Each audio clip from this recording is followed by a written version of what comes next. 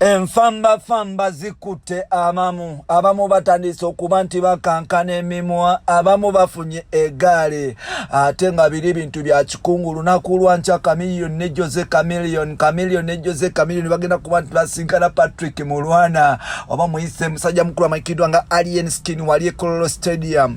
Obunkenke n'olutalo lugenda mu maaso wakati wa Jose Chameleone ne Alien Skin lwatabu. Alien Skin yageze maaso n'okuba nti akubira balamu namutegeeza kemera nga bweri sofa abaana abakafuna ebisago bali abantu babiri. Bagamba ntino abamu bekwese mu kye bayita bifuza abayimbi okuba nti balumba abantu. Kumbe these are the gangsters abagenda okuba nti bakubira ddala abantu. Ekigenda mu maaso wakati wa Chameleone ne Alien Skin kisa kisegula. Chameleone yakakuba babiri. Komanda Mudogo yagenda mu maaso n'okuba nti azaala akabasa. Yavaayo n'agamba tugenda kukuba Batty Boy, tugenda kukuba gwe kabusikati, gwe kabugumba tugenda kulagako. Oli n'amusaba n'okumusaba tugendeko mu hamstring. Ebyo byonna weebiri.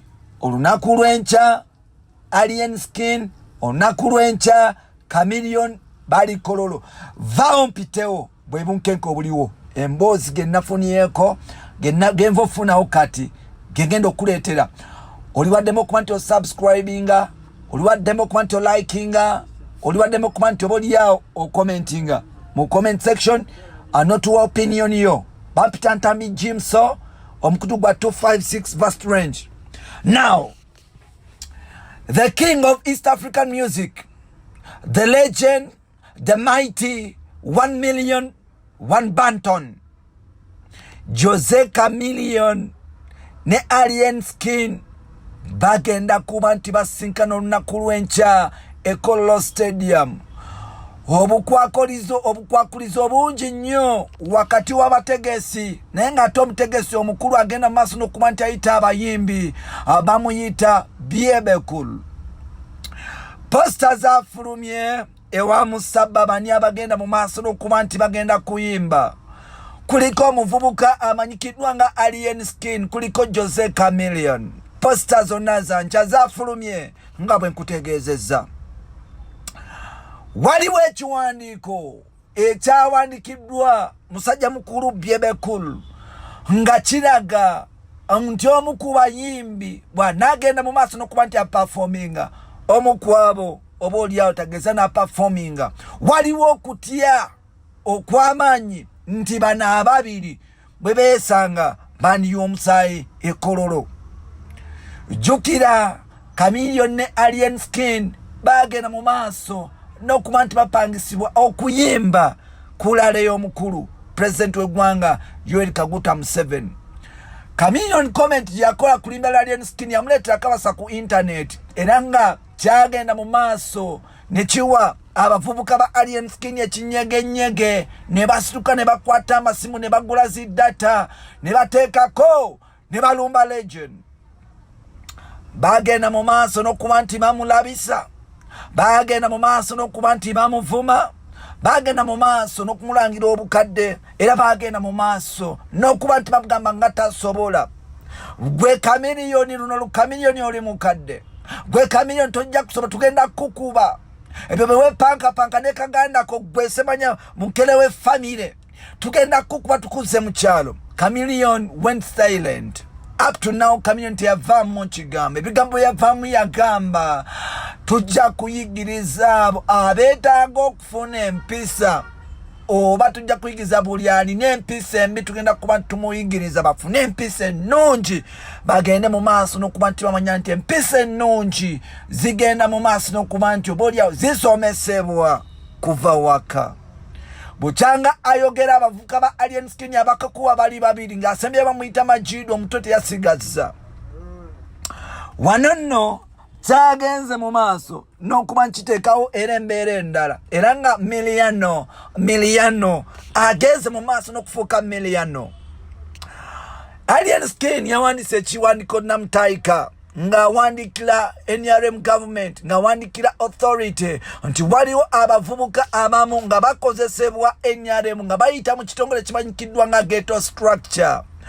Bagenda mu maaso n'okuba nti bakola obumenyi bw'amateeka nga beerimbise mu lutalo olugenda mu maaso olw'abayimbi. Mubamu kwabo betwategedde bakobolyawo alienskin byagenda mu maaso n'okuba nti anokolayo kuliko omuvubuka amanyikitwa nga Scorpion Champion Shaba. Ono omuvubuka yali uwe bagenda mu maaso n'okuba nti bakola effujjo ng'akyali mu Fangon Forest. Bagenda mu maaso n'okuba nti bakuba bannakampala babawunsa bonna ne babayuza embiriizi. Bagenda mu maaso n'okuba nti balumba abayimbi ab'enjawulo kweko okwavaako akabasa ne bakuba palasi ebulo bakata bamutte. Waneno Mayanja Boys bagenda mu maaso n'okuba nti baluuka olukwe yuta neekomawo ne baleeta abavubuka ba Champion Scorpion Shaba ne bateeka ku muto. Alien Skin beyagenda mu maaso n'okuba nti asalako bapalaso okubakuba ennyo. Palaso yakomawo mu party 2 yagenda n'asanyawo emmotoka za Alien Skin n'akabirako n'akasanyawo era nga tekaddanga ngulu. Ekiriwo obunkenke bwebuli olunaku olw'enkya bagamba ani asooka yani atasookayo. Alien Skin yakubidde bebe kunamutegeeza nga batasobola kuba nti agenda kuyimba kubanga Jose Chameleone agenda kuyimba ate atyo okuba nti amukolako ensasage. Bebano abavubuka abagamba nti ebyekibanda bisigala bya kibanda. Bagenda mu maaso n'okuba nti bakangavula oba okuba omuvubuka yagenda mu maaso n'okuba nti abajjonkera amanyikiddwa nga Pesti. Pesti vibes yavuddeyo neerwendako naye nga tasobola. But at the same time Chameleone avaayo bavuka ba Chameleone bavaayo bakangavula kwabo abakola ekintu kyekimu okuvumira brand eno kugikakanya ku internet ate bali bayita police. The question is, who is fooling who? Is Chameleone ready to battle with Alien Skin? Should Alien Skin surrender? Should Joseph behave as a mature person and quit the beef? What is your opinion about this? Chiriwo, it is either you like it or not. Chameleone is going to beat all of them. But, bintu government, yali bade tebikiriza kuba nti biyappeninga. Because abantu bajja kufiirwa obulamu. Abantu bajja kuba bafuke bamawube. We saw some of the gangs buying bats mu supermarket. Yabadde ayita Makindi omuvubuka Makindi wa Alien Skin ne bamukuba. What is that? It is the gang that government is trying to protect because of the votes. Egenda mu maaso n'okuba nti emalawo abantu. But of course n'abatalina mpisa bannange muddemu ku mpisa.